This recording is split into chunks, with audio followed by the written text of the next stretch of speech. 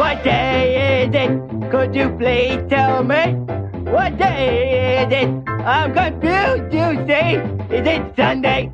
No. Is it Monday? No. Is it Tuesday, Bluesday, Betterware, Tuesday? No. Is it Wednesday?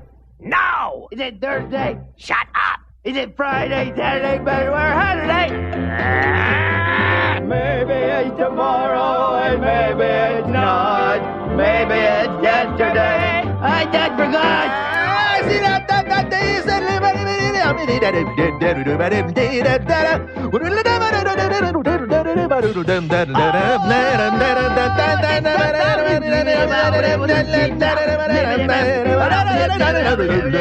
Maybe it's tomorrow and maybe it's not. Maybe it's yesterday. I just forgot. Hey, what day is it? Could you please tell me? What day is it? What day is it? I'm confused, you say. Oh!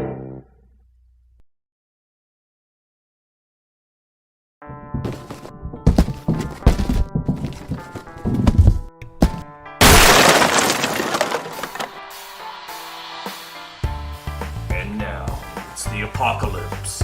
It's his bunker. It's his game show. It's his rules.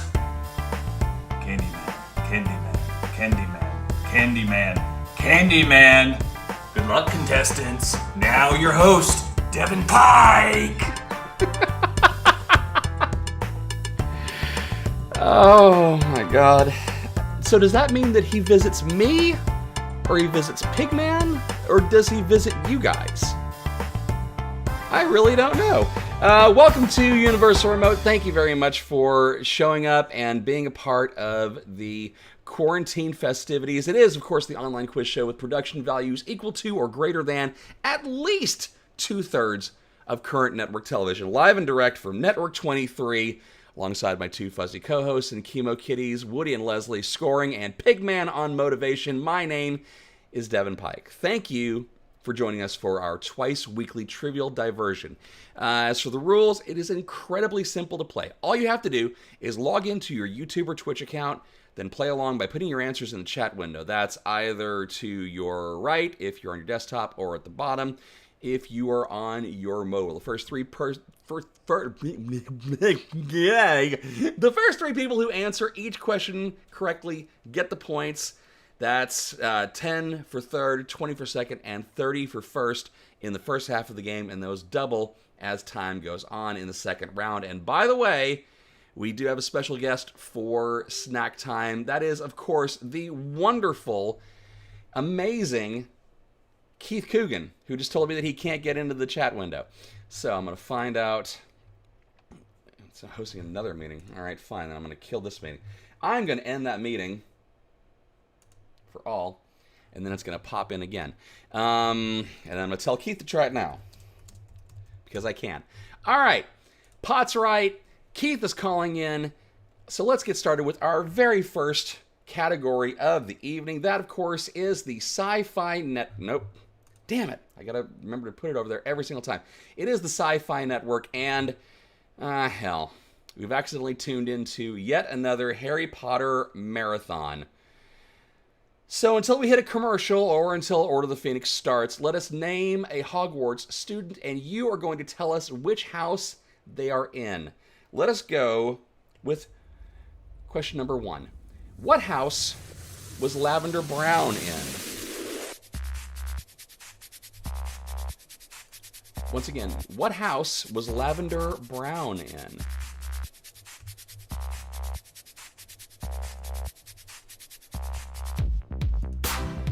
Okay. That's question number 1. Now for question number 2. What house was Cedric Diggory in?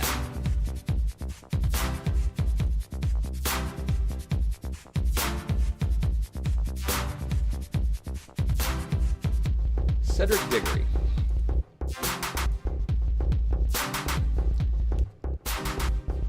And then third and finally, I'm already seeing a download on this. Third and final, what house was Padma Patil in?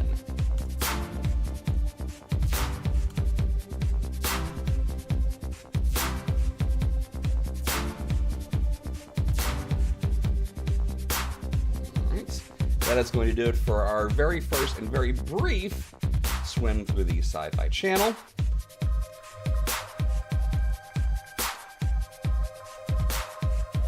There we go. Keep it moving right along. Let's go to round number 2. This is Get Some Culture. No, Harry Potter was not the first film developed from a successful book.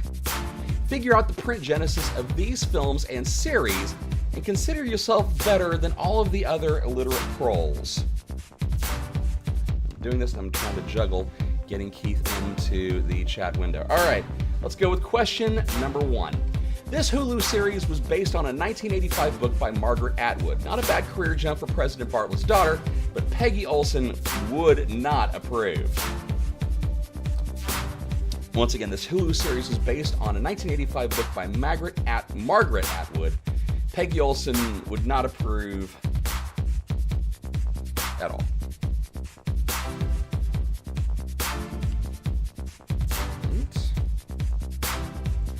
That's question 1. Let's go to question 2.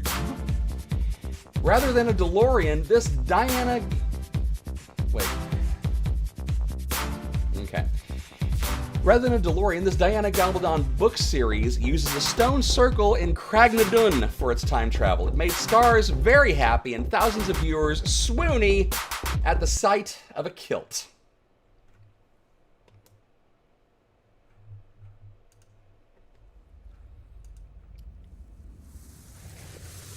See, I thought I was going to have to make these things harder. And I am going to have to make them harder. I thought they were harder than that. All right.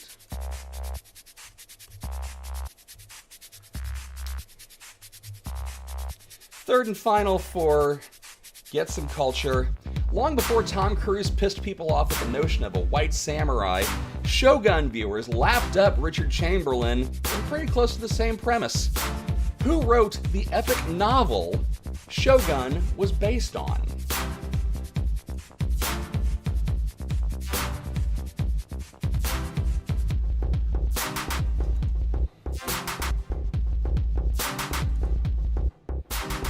Couple of extra seconds to think about that, because I'm sending Keith another message.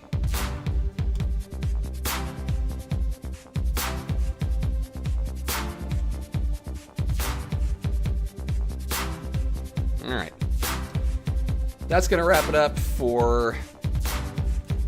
Did I have both of those up? I'm using new technology, so obviously it's gonna be a little bit tricky. All right. Our third channel, first round, that of course is the Lone Star National Network. The few, the proud, the Texans. Guess the TV character from their famous words that they didn't need no fancy book learning to think up. Right. Question 1. Every man at some point is gonna lose a battle. He's gonna fight, and he's gonna lose. But what makes him a man is that in the midst of that battle, he does not lose himself.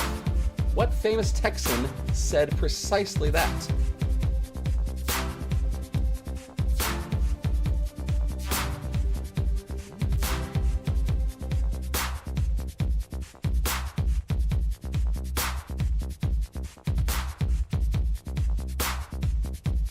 I'm gonna do 19 things at once. Famous Texan character. All right, question number 2. If you weren't my son, I would hug you. If you weren't my son, I would hug you.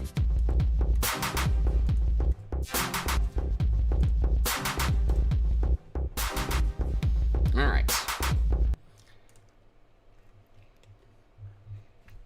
Dang it, Bobby. Oh, I just gave it away. Of course I just gave it away, because it's impossible not to. Third and final question in the round. Once you get integrity, the rest is a piece of cake. Once again, once you get integrity, the rest is a piece of cake.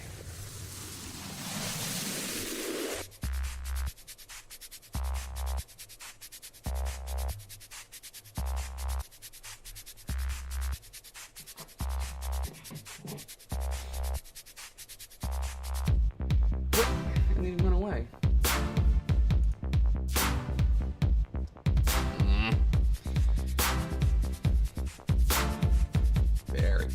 All right.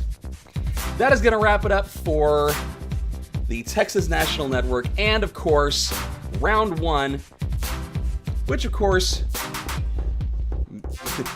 man, I'm trying out new technology, and I'm telling you, it always makes me just incredibly nervous when I do it because I always get stuff wrong. But, of course, it is snack time. Kids, we're all trapped in our homes. We're all making do as best as we possibly can, and that includes our guest for snack time, live from Los Angeles. Please welcome the amazing Keith Coogan. Keith, what's going on, my brother? Hello, how are you? How you holding up? I'm holding up fine. First off, thanks for... Everybody's got snack time on their mind and are just grazing all day as they're nervously waiting at home, you know. And everyone, you know, people would complain about their jobs. Oh, God, I wish I had some time off. I think everyone's ready to go back to work. Okay, hang on one second. My folks are saying they can't hear you, and I'm going to fix that right now. Why are you... Nope, there's that. It's the audio loop back there. Why are you doing this to me now? Can you hear me now? It's technology, and it's always wonderfully fun. Okay, hang on a second. Do that. Steam Games. No. FaceTime Zoom. Zoom is on. Okay. Not yet. I've got you fine. So, there. Cool. Hello, folks at home. It's Keith Coogan.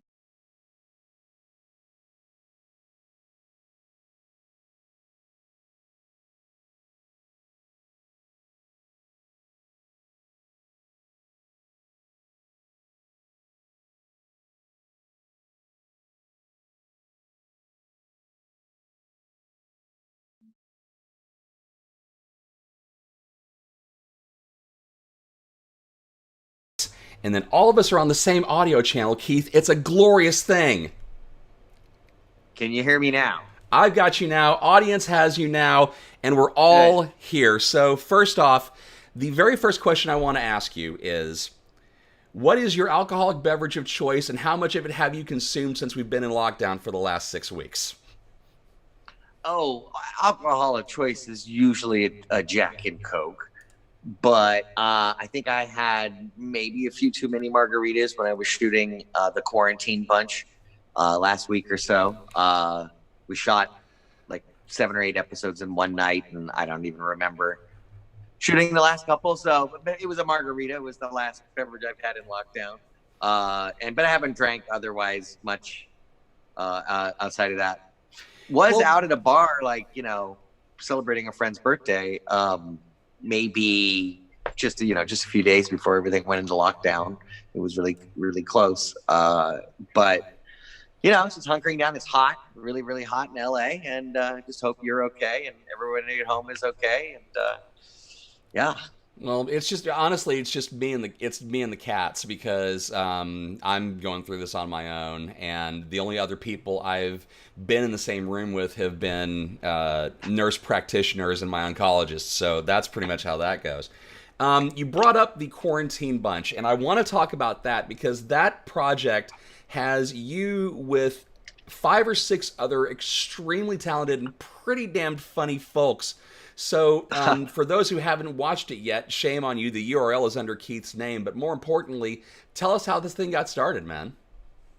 Oh, got started at my birthday party, my 50th birthday party, and I had former Child Star friends and my friend Ryan Paul James, writer, producer, creator, and another friend from junior high, Jeff McIntyre. So the 3 of us, once lockdown happened, we want to do something people are watching, as comfort food, watching their favorite films and just, I love the meme online. All right, I finished Netflix. What's next? And, there's not much else to do for 60% of the country who, aren't in essential positions right now. So we wanted to create something fun, absolutely silly. We're creative people. We're artists, and this is how we can help. I know how to run a pallet jack, but my wife won't let me go run out and get a job at a warehouse or anything like that. But I absolutely, I'm 50. Maybe my lower back couldn't take it. So yeah, it was born out of that. And there's I have to tell you, there is a real life secret former child star group. Well, of course there is. I mean, there'd have to be. Absolutely. And we meet and have barbecues and fun and, celebrate and support each other. And so this is, it's because of lockdown, because of the quarantine, the former child star support group has to now hold their support group meetings online and using Zoom, the very technology we're having our interview on. And a lot of people have enjoyed stuff like Saturday Night Live. They're gonna the Parks and Recreation. When is that? It's tomorrow, I think. Is tonight. Hi, Evan. It's like, hey, Pinky, how are you, love? Hi, she's good. It has been so long since I've seen both of you guys. It makes me insane. Hey, Pinky! Hey! Let's see. Okay. Had to. So that in the spirit of that and total silliness, I mean, whenever you have actors, especially former child stars, that you're either, you grow up as a former child, you either make it like a Jodie Foster, or like, I don't know, other child stars that have made it, or you kind of fall off into obscurity. And most of me and my child star friends, we're right there somewhere in the middle. You get recognized sometimes, but most of the time it really doesn't, doesn't give you any sort of advantage or anything like that. LA is a very big town, and there's a lot of actors, 130,000 SAG members in LA. And they're all bucking for the same 140 jobs on network TV. So it's always kind of cutthroat. There's these great cliches about the narcissism and the self-centeredness, the selfishness. And it's fun to be able to lean on that and actually play awful, rotten people that, people that think that former child stars might be. And it's also fun. We just rib each other constantly. Is there, I know next week we finally get the teased for 3 weeks Alexander Graham Bell one-man show. This has to have been born from, and I don't want you to name names because that's just not the kind of people we are. You can tell me off air. But was there a project like this where one of your buddies said, man, you got to come see this, and just grinding your teeth to get through it? Oh, every single play. And I did a few plays last year and invited, I was very, very happy. My friends are very good. But, you have to support each other's shows. If you don't, nobody would show up. The random public doesn't walk down the street and go, oh, hey, the Glass Menagerie in a 30-seat theater. Let's go see that. So it is, there has to be a community, a tribe of people that work together, support each other, and go to each other's shows and stuff like that. I love doing theater, by the way. Wait, where were we? What was the question? I think we drove past it. It's fine. Drove past it. I saw it went whooshing by. It's like deadlines for me. Yep. I'm curious because you were pretty active on the con scene. That was actually the first time that we ran into each other was at Alamo Draft House for Don't Tell Mom the Babysitter's Dead.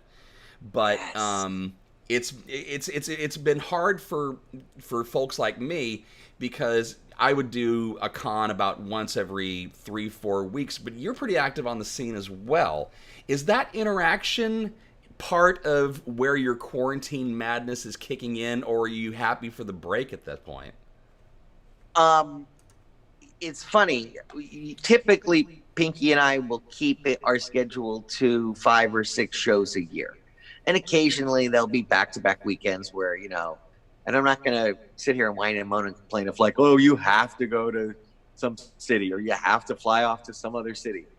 I mean, it is, we love to be at the table. We love to, we'll barely ever be up in the hotel room except to sleep. And I'm older. Pinky's I married a nice younger gal. We're still not ones to go out and party and everything like that. We have occasionally, especially if it's fun. Other kind of casts or actors or, creators that are at the conventions. You just meet all sorts of great people. So, but we had this year for, I think it was late March, April or April, May.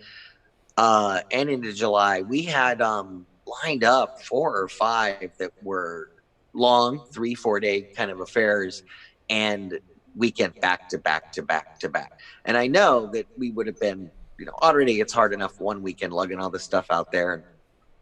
We love it. We love to do it, but it's traveling is always just difficult. But then, and of course, I'm a former child star, so it's coach all the way, baby. Great thing about Southwest Airlines is they don't have any class. It's like every seat is first class. That's right.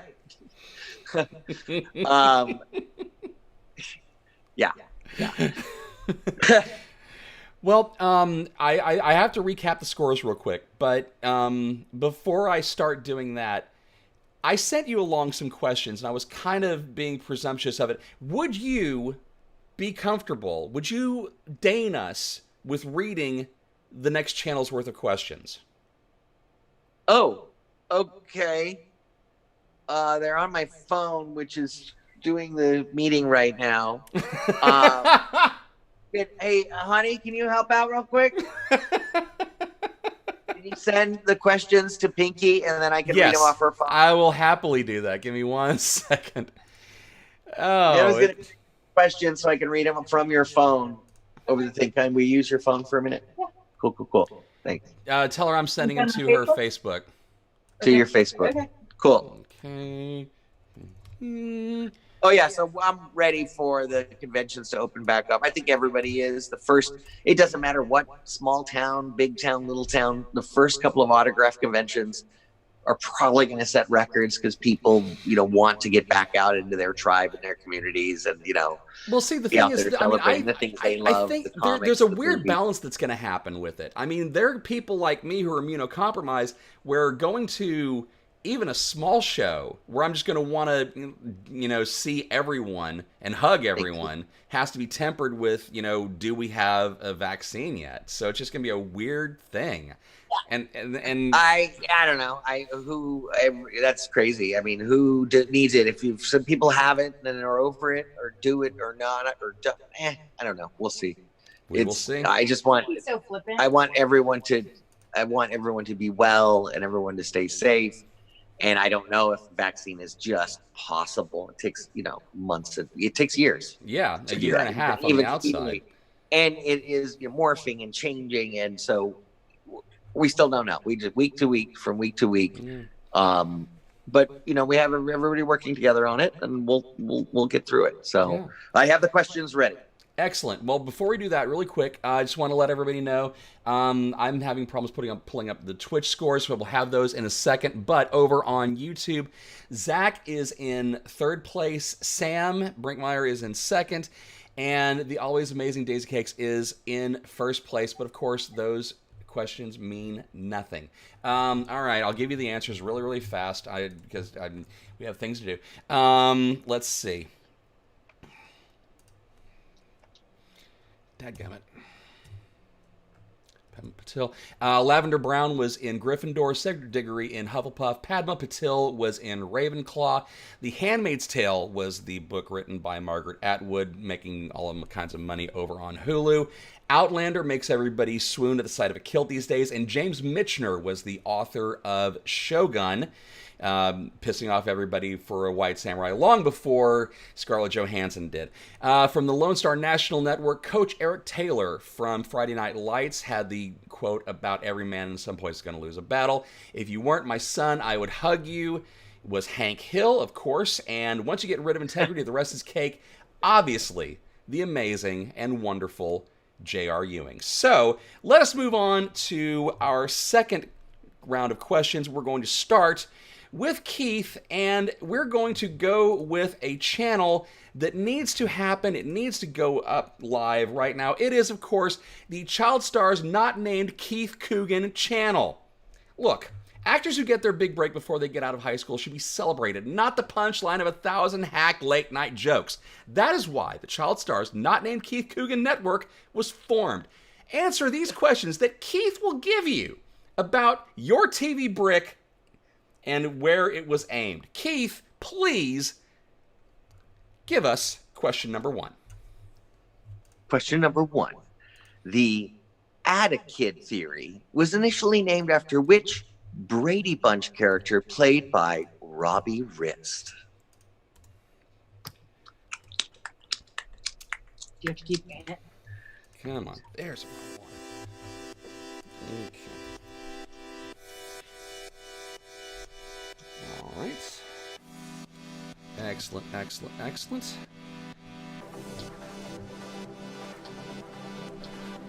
And Should I repeat? Should I repeat question 1 or move on to question 2? Let us move on to question 2. And question 2. When Michael and Gloria left Archie Bunker's house, Archie's niece moved in. What character did Danielle Brisbois play?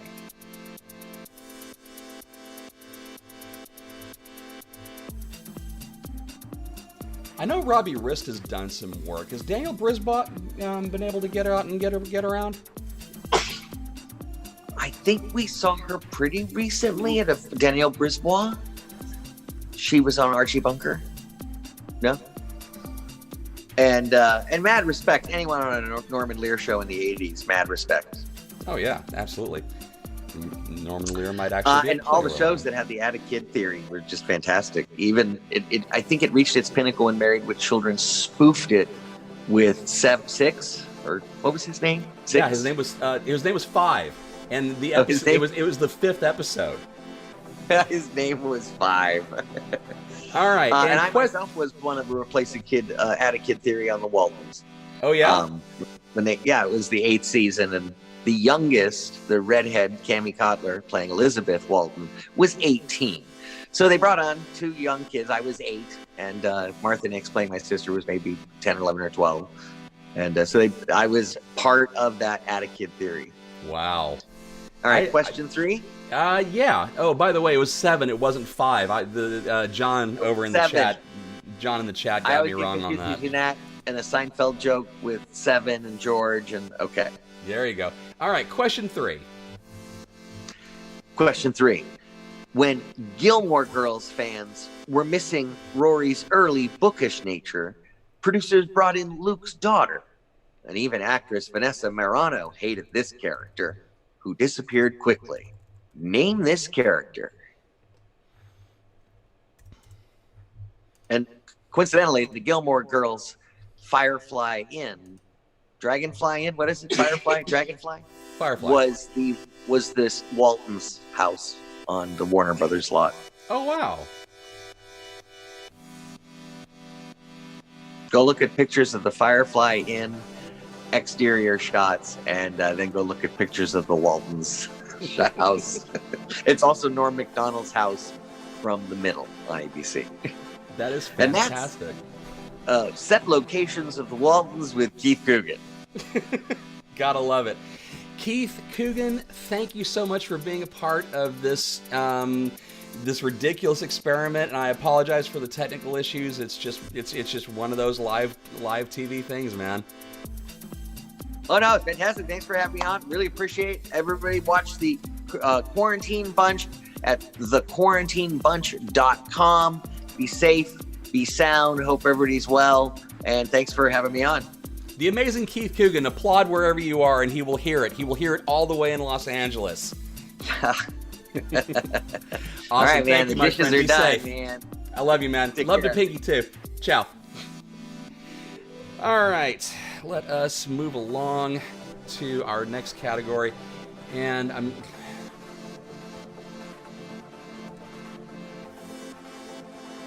Okay. That was something that I had completely wrong. I was pointed out, and we will correct this in the scores. I had James Michener as the author of Shogun. It is not. It was James Clavell.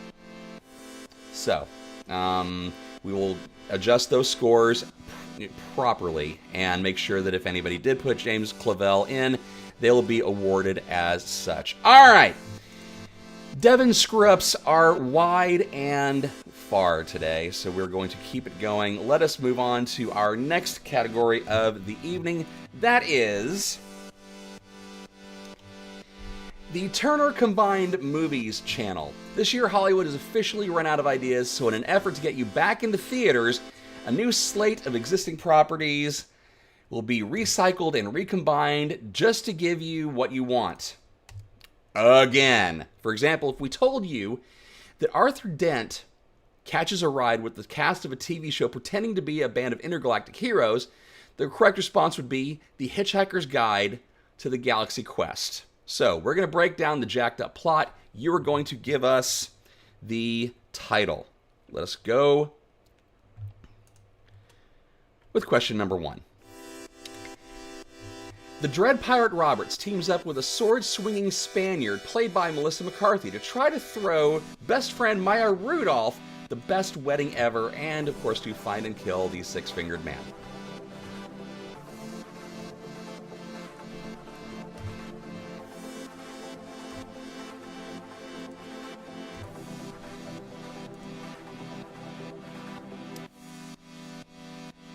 It makes it just about as much. It eliminates some work, and it gets some other work going. All right. Question number 2. Burt Reynolds plays a policeman torn apart by gunfire and rebuilt by scientists into a cyborg protector, keeping old Detroit safe with his gun, mustache, and smartass 6-year-old black sidekick.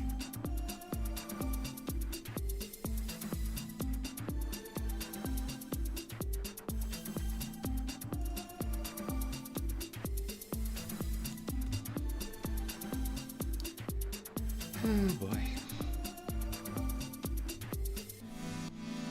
And third and final.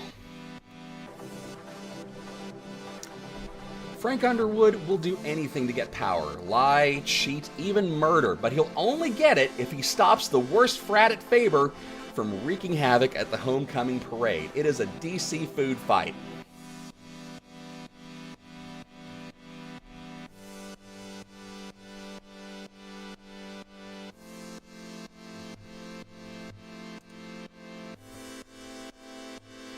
Alright, that is going to wrap it up for Turner Combined Movies. Let us move on to our final channel of the evening. Well, actually, next to final, because we've also got the Domination round. But let us go first to Beyond Belief. So, when 90s TV audiences loved Ripley's Believe It or Not, producers scrambled to give viewers even more knockoff what the frick programming. The best of the bunch was hosted by our very favorite leg hike artist, Jonathan Frakes. I think we should enjoy some of Jonathan's fine work, shall we? Are you careful with your personal records? Does your computer ever seem to have a mind of its own? Have you ever visited a Chinatown section in a major city? Have you ever visited a flea market? Have you ever visited a truck stop? Did you ever have a job as a waiter? Have you noticed how many successful restaurants are theme-based these days? Have you ever had the desire to write your initials in wet cement? Frakes. Love him so much. All right, so I'm going to give you 3 statements. You are going to tell me whether it is fact or fiction. And to make sure that we get the right answer attached to the right question, please put the number that we have that we're on for each one. It'll be on the screen. So write 1 fact or 2 fiction, whatever the case may be. So please put the number of the question in when you're popping it on. All right? Here we go. Question number 1. Goldfish only have a memory of 3 seconds. Goldfish only have a memory of 3 seconds.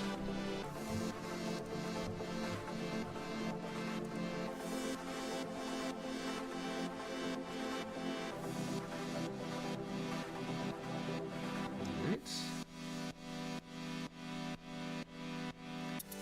Moving on to question number 2.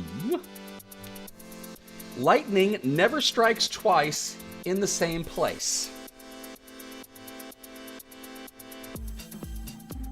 Once again, lightning never strikes twice in the same place.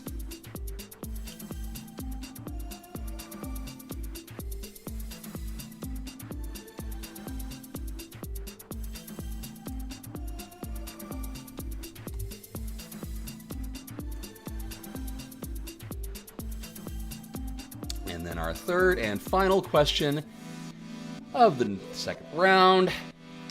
Humans can breathe and swallow at the same time.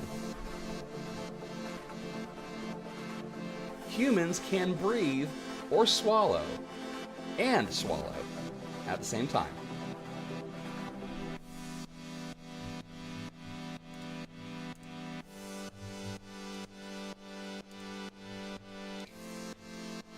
All right, kiddies, that is going to wrap it up for our third and final channel in the second round.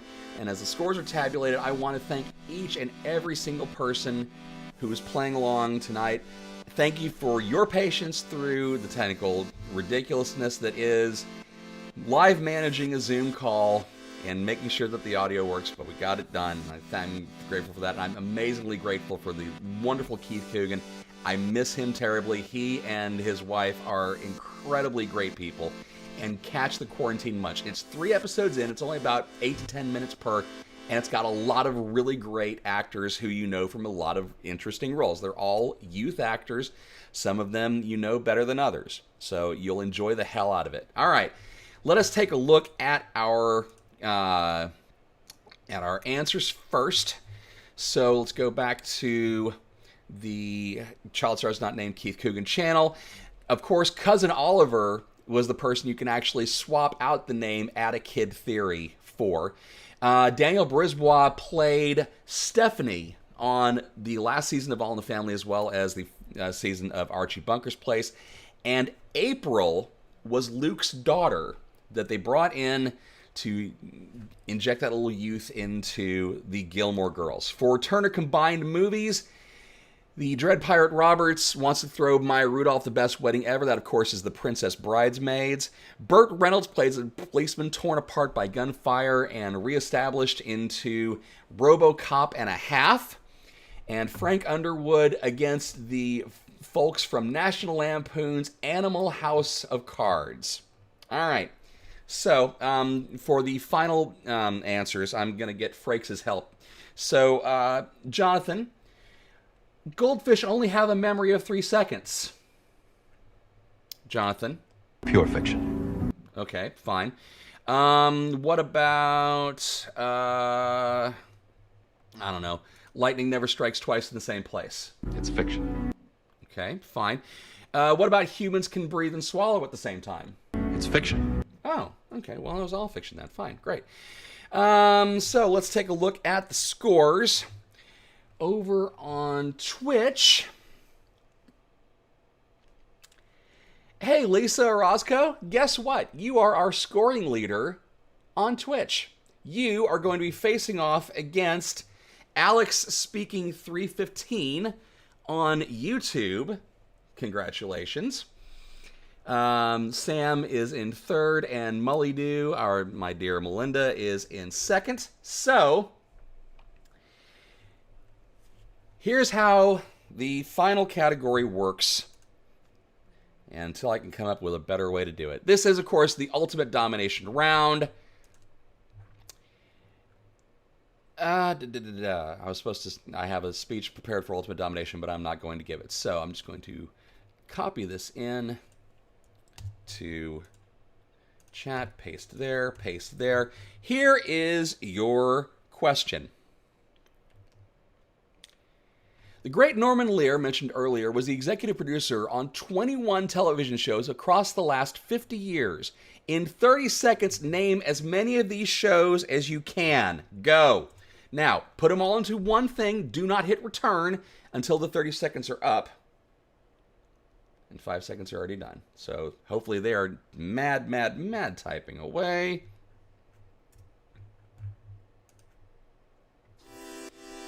Last bit of that. So I've got to figure out a way to make Stream Deck go only to this one app. That is my trick. 25 seconds to go.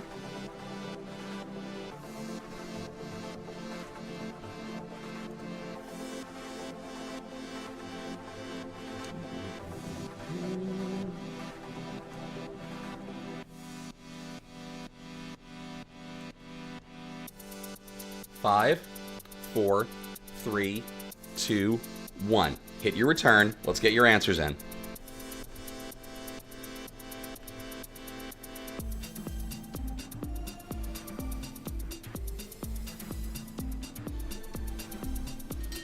Oh no, Alex's phone died. Oh, Alex had a phone call come in. Well, what I will tell you is that Lisa named the following: All in the Family, The Jeffersons, Maude, Good Times, Sanford and Son, One Day at a Time, and The Facts of Life. All of those, with the exception of The Facts of Life, are accurate.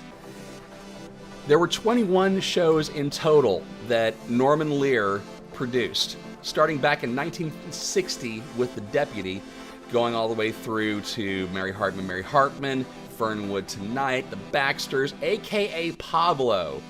No, I don't remember it either. But that's okay. You know why it's okay? Because, Lisa Orozco, you are the smartest person on the internet.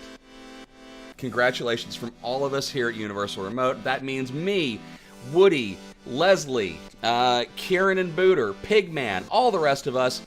It is a gas to do this for you every single time, and I am incredibly grateful for each and every one of you tuning in and letting us know that you enjoy the show.